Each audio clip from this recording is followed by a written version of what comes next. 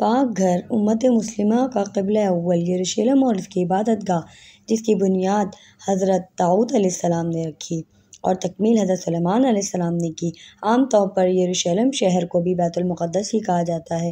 یہ ان شہروں میں سے ایک ہے جنہیں نوع انسانی عزت و احترام کی نگاہ سے دیکھتی ہے، جس کا ذرہ ذرہ مقدس ہے۔ اکثر انبیاء اسی شہر میں مبعوث ہوئے۔ یہ شہر مسلمانوں، عیسائیوں اور یہودیوں کے لیے یکساں متبرک ہے۔ حضور اکرم صلی اللہ علیہ وسلم نے ہجرت کے بعد صحابہ کرام کو ساتھ لے کر 70 ماہ تک اسی طرف رخ کر کے نماز پڑھتے رہے۔ جب آپ صلی اللہ علیہ وسلم معراج کے لیے گئے تو یہی مقام آپ صلی اللہ علیہ وسلم کی پہلی منزل بنا۔ اسی مقام پر آپ صلی اللہ علیہ وسلم نے سابق انبیاء کی امامت کرائی۔ یہاں حضرت داؤد علیہ السلام، حضرت سلیمان علیہ السلام اور کئی دوسرے انبیاء کی مقابر ہیں۔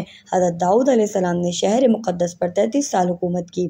اس تمام عرصے میں اسرائیلی فوجیوں کو سکون بہت کم ملا، البتہ ان جنگوں کا نتیجہ بنی اسرائیل کے حق میں اسی لیے بہت زیادہ مفید رہا کہ بنی اسرائیل جو قبائل عصبیت کا شکار تھے، مختلف قبیلوں میں بنے ہوئے تھے، ایک قوم بن گئے۔ حضرت داؤد علیہ السلام کی دلی خواہش تھی کہ وہ ایک ایسی عمارت بنائیں جو اللہ تعالیٰ کے عبادت گاہ بنے، لیکن اسرائیلی روایت کے مطابق انہیں خواب میں بتایا گیا کہ اللہ کا مستقل گھر ان کے بیٹے کی عہد میں تعمیر ہوگا۔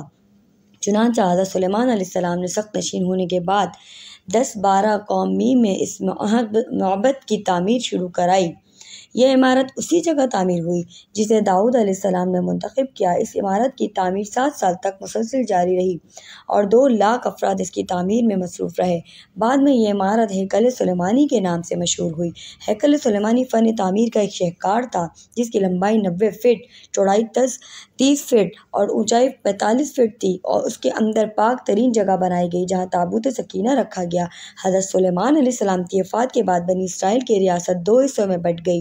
اس کے ساتھ ہی بنی اسرائیل فواحش، حرام کاری اور عیاشی میں مبتلا ہو گئے اور انہوں نے ایک اللہ کو چھوڑ کر بتوں کی پوجا کرنی شروع کر دی۔